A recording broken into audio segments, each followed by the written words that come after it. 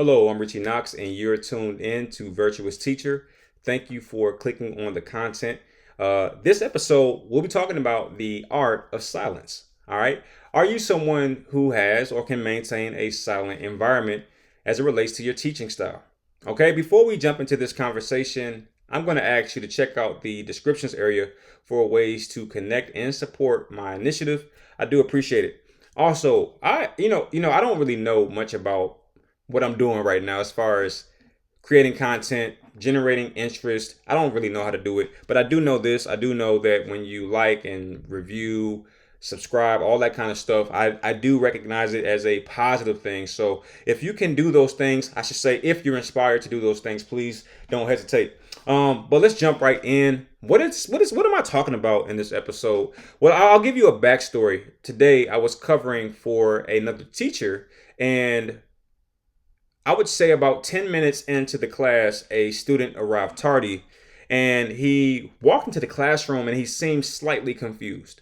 About 1 minute later, he walks up to the desk where I was sitting and he says to me, "Excuse me, sir," because he didn't know me. "Excuse me, sir, why is the classroom so quiet?"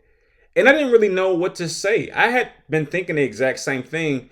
I was wondering to myself, yo, why is everyone so quiet? Like, I didn't tell people not to talk. I did give out expectations. I said, hey, I would like everyone to remain in the seat and I need all conversations positive. I did say that. And I said it with a little bit of okay?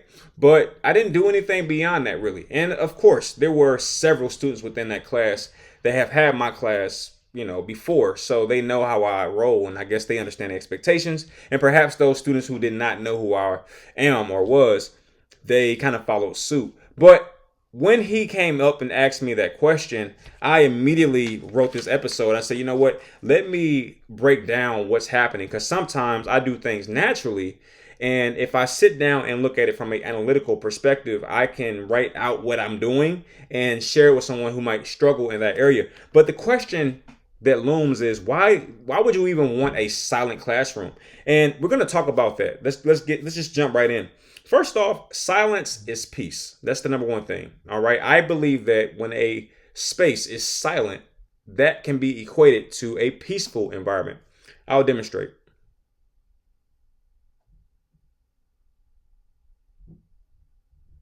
Based on the level of silence in my environment, I believe that we can conclude that my area, the space that I'm occupying, is peaceful. So that's a very good place to start. When your classroom is quiet, it's peaceful. This happened 2 weeks ago. I had a teacher walk in and I had a full class of eighth graders in there, and I was very surprised by her reaction to my classroom space. She said, "Wow, now this is a peaceful classroom." I had some nice classical music playing. The kids were working. It was, relatively silent. And she said it. I was like, wow, that's such a huge badge of honor that I want to take from you. I really appreciate that. I didn't say that, but I definitely said that in my mind. I appreciate that compliment. But I kid you not, she said, this is such a peaceful environment. And it was just a silent environment outside of the classical music. So if you're wondering, why would I want a silent environment? It's because you might value peace. All right. The next one is someone who's silent is often viewed as wise. Let's talk about why you as a teacher could benefit from being more silent. Maybe you are very talkative and things like that, and there's absolutely nothing wrong with it. But why would you want to be more silent or start to practice silence a little bit more than you probably do now? It's because someone who is silent can be confused as wise. It doesn't mean that they are wise, but it can be looked or viewed as such. All right. Someone who is silent can be viewed as someone who is knowledgeable. In fact, I'll make the argument that when people are talking, it's generally because they don't quite understand something. I think the only reason to talk at all is when I don't understand something. I'll give you an example that you can kind of take with you. Let's say that as a teacher, you say, hey, everyone, we're going to take a test and the questions are relatively simple. They're kindergarten math questions. Everyone clear your desk and get prepared to take the test. You pass the test out and, you see everyone get started.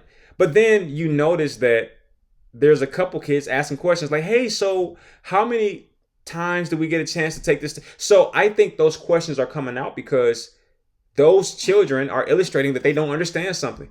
But then you'll have kids who, without saying a word, they've already written their name and they're answering the questions. You want to know why? They're silent and they're just answering the questions because they understand. And I think, generally speaking, when conversation or talk or any version of verbal output is happening, it shows or demonstrates a lack of understanding. All right, even if you just see two people conversating back and forth, they're typically trying to understand each other or understand each other's viewpoint. But then you can look at a married couple who's been married for 50 years and they'll both be on the couch just sitting there reading their newspaper because they understand everything there is to understand about that person. You know what I mean? It's kind of like that. So I do think that in general, generally speaking, silence is often viewed as being wise. Now, the next thing is silence allows for the safe passage of knowledge and information. When you're giving out information in a classroom space, one of the greatest things that can happen is for what you're teaching to go into every student individually without any interruption.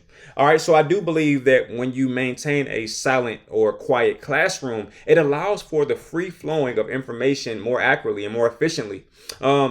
Just the smallest of conversations can disrupt or distract from learning if you allow it. It's kind of like being in a movie theater and everyone's silent and you can hear the movie is transferring the information from the film to your ears, but you know how easy it is to be distracted by that cell phone that it goes off, or that person or those kids having that that conversation that's in conflict with what you're trying to view on the screen. So I think that silence allows for the safe passage of information, which is why you do want to have a silent environment for the most part. All right, next, silence is stillness. So in this case, I'm going to define what silence looks and feels like. It is stillness, is when nothing is moving. Typically, silence indicates a level of patience. All right, but silence, it is still. That means that there's not really much going on, because talking, or I say output, is not just verbal. Sometimes it can be physical. For example, you're giving out information to your class, and to your left, out of your peripheral vision, you see a kid just kind of just tweaking out and just squiggling and wiggling a lot.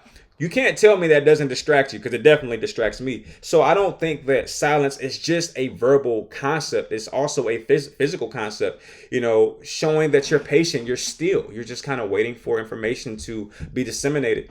So yes, I think silence is stillness. It is patience. It's like being at the grocery store and waiting in line patiently. You can tell that that person is at peace with themselves because they're not fidgeting. We've talked about that in speech class. When you're giving a presentation, not to fidget a lot, because it does show a lack of confidence. But when you're still and you're just giving out information, it does show confidence. So silence, patience equals a look of confidence, whether or not it's true. All right, now silence is a safeguard. What I mean by that is being silent can save your life.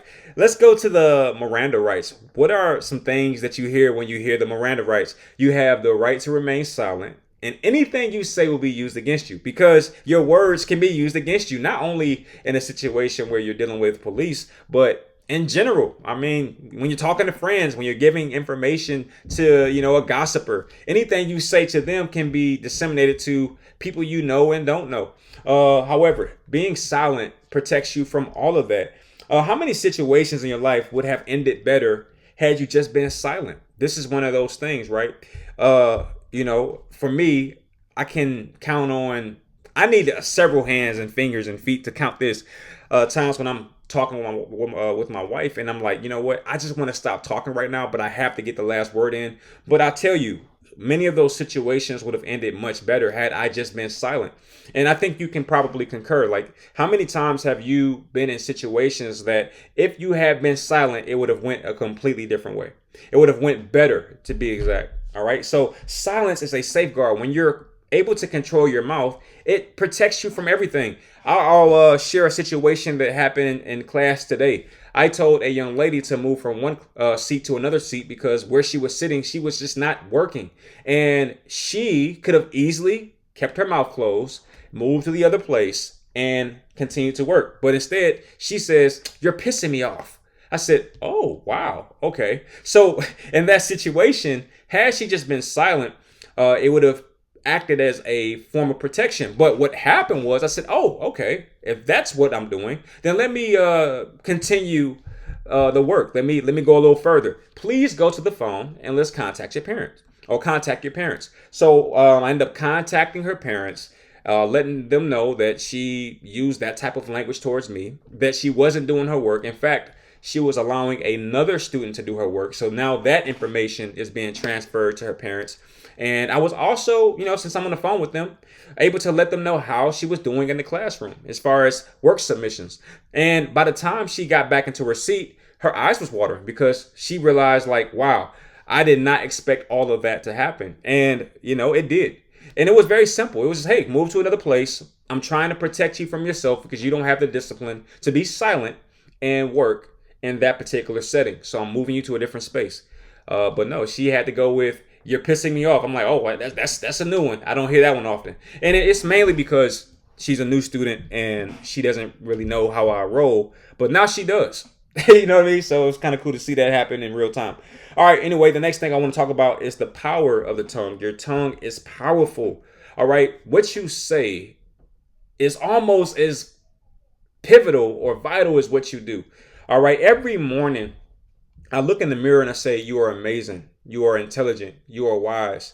You are smart. You are successful. You are a winner. I say that to myself while looking at myself every single day. And it just does something for my spirit. It just gets me ready for the day. It lets me know that no matter what I encounter for that day, I'm going to get through it. And I can only imagine if I stood in the front of that mirror and I said negative things about myself and things that maybe were disrespectful to myself. I can only imagine how that would impact my day as well. So your words are powerful, and how you use them is so critical. I hope that you're using this great power called the tongue to create positive things, positive experiences.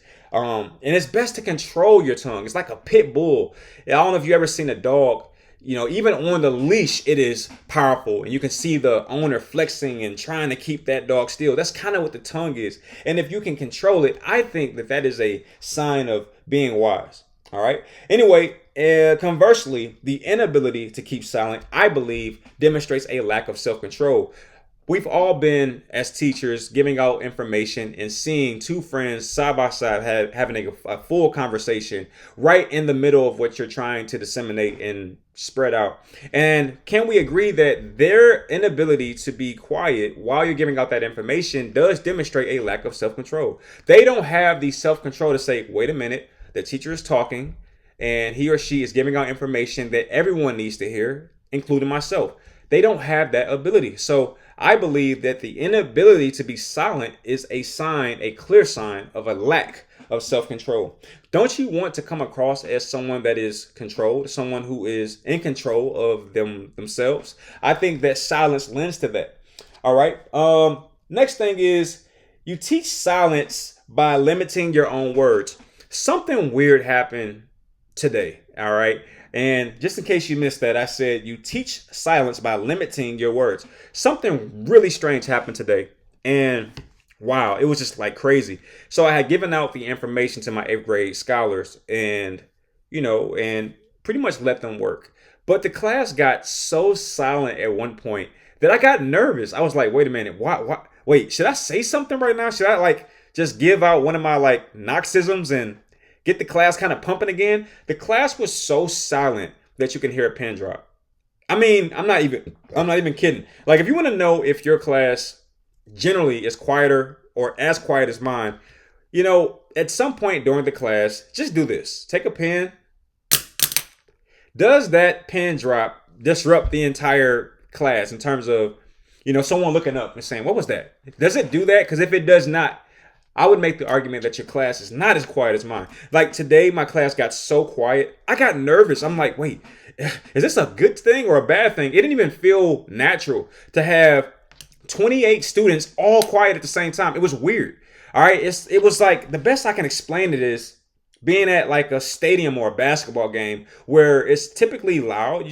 Even the smallest of chatter can radiate throughout the entire space. But being in a place that's pretty crowded, 28 people or more, or even just going inside of a restaurant or a fast food joint. You ever had that happen? You go inside of a McDonald's, there's maybe 13 people in there. And then, just imagine that entire space just going absolutely silent.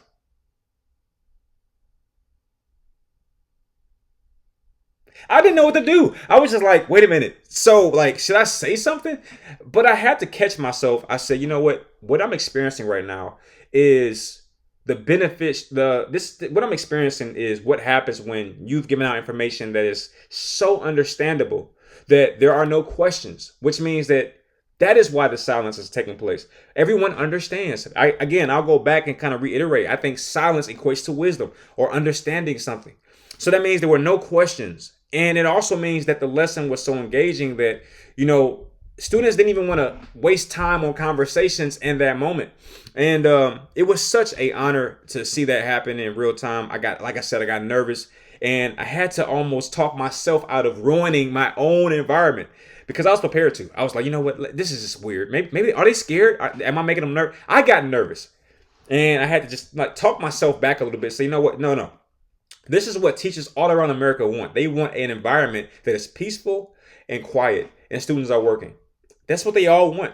All right. Or else, why would they keep saying, be quiet, stop talking? I mean, this is what every teacher wants. And I'm sitting here and engaged in experiencing it.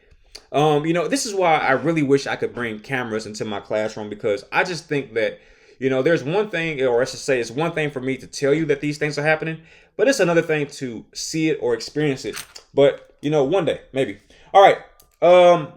I teach silence by limiting my own words. And by that, I mean, when the class is going, you might feel, like it's necessary to say something, but don't say anything. Don't disrupt the silence. If you're someone who hasn't really tried these methods or thought of a classroom in this particular way, once your class is quiet, don't ruin it yourself. Okay. Let some little kid do something weird and then you go from there, but don't ruin it yourself. You have to get used to it. It's so strange to have an entire class of students talk, or I'm sorry, not talk. All right. It's so strange to have an entire class of students just not say anything. It's strange sometimes, but don't ruin it. Okay. But how do I maintain this environment? I don't talk unless I have to. All right. When you limit the amount you talk, your words carry more weight and power. That's a two-faceted point. First off, in my classroom environment, I never talk unless I have to. I'm only talking in a few instances when I'm giving out information, when I'm reminding students about information, or when I'm correcting behavior. That's usually about the only time I talk. You won't hear me talking about my personal life or on the phone talking to somebody that, that's not in the classroom space, stuff like that, unless it's a parent, obviously. But I'm not talking for the sake of talking. I do know people who talk just because they want to hear themselves talk because they feel nervous that their environment is too quiet. I know people like that. You know people like that. Maybe we're like that. Who knows? But the bigger point is, by not talking excessively, it does allow for those pockets of quietness. And when you have those pockets of silence, it's very difficult for a child to ruin that unless they are someone who just has that kind of personality. We all know who I'm talking about. But generally speaking, most students won't interrupt that silence because they don't want to be the one to do it.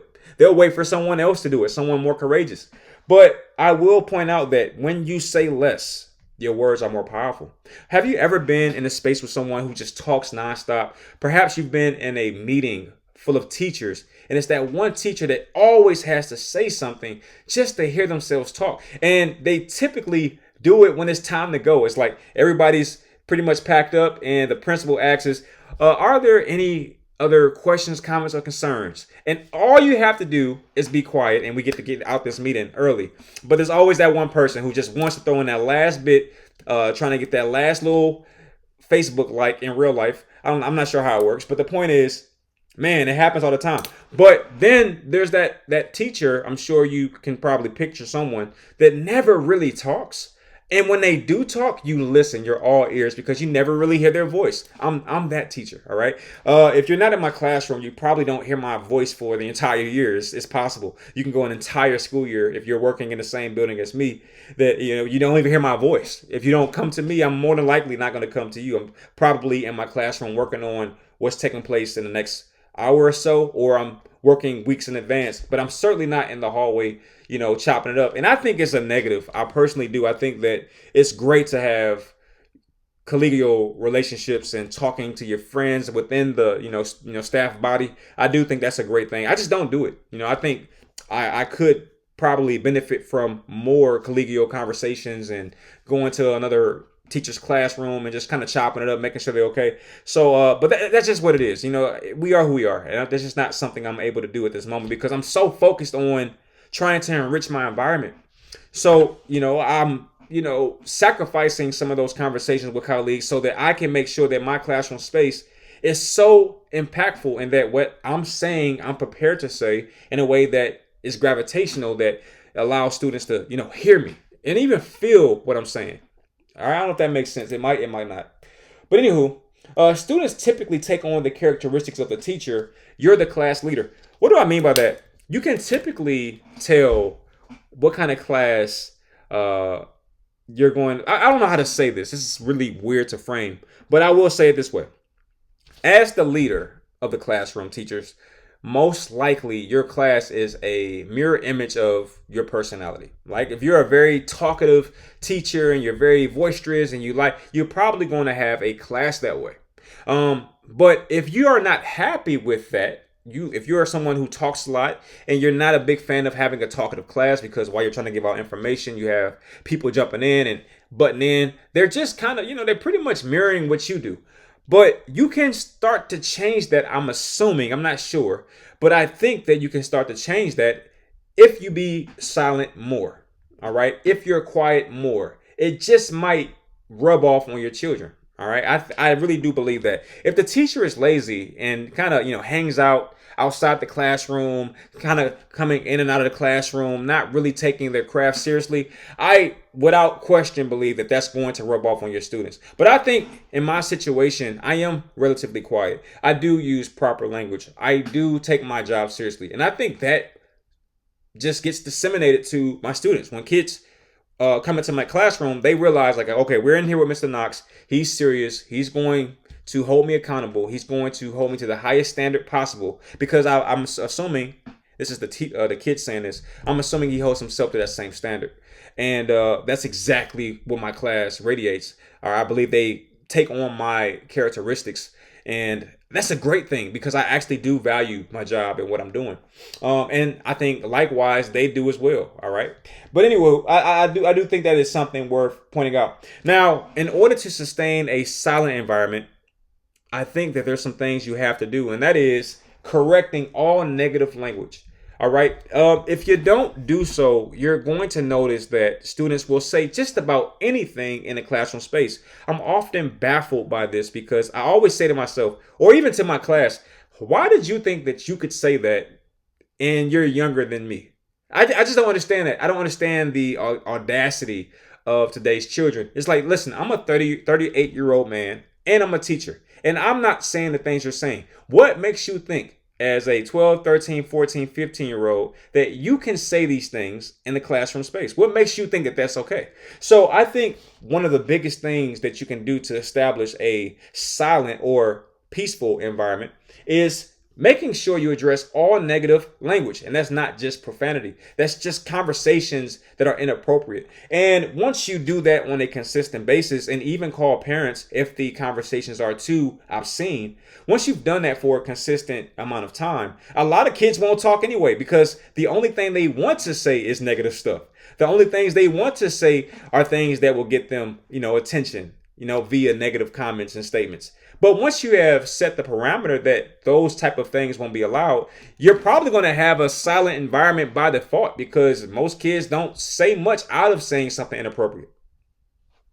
Just say it. All right. And at that particular point, you'll notice that only positive things. And when I say positive, I don't mean like, hey, your clothes look really nice today. I mean, just conversations about the lesson, conversations about the content, or just clean conversations like, hey, I like what happened yesterday. I went and rode my bike and it was kind of cool. I mean, I don't mind those kind of conversations if they're working as well. I don't mind it.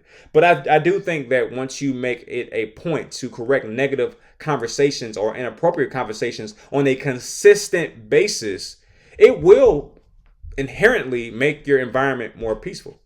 I truly believe that. All right. Anyway, through practice, encourage positive language only. You have to explicitly state to your students, we're going to use positive language only. You have to say it. I think that is one of the underrated things about what I do. I actually explicitly point out my expectations, and I don't think a lot of teachers do. They, in a lot of cases, think that the kids are going to figure it out for them. No, I actually have to say it. In my classroom, you're not allowed to use profanity, and you must use positive language.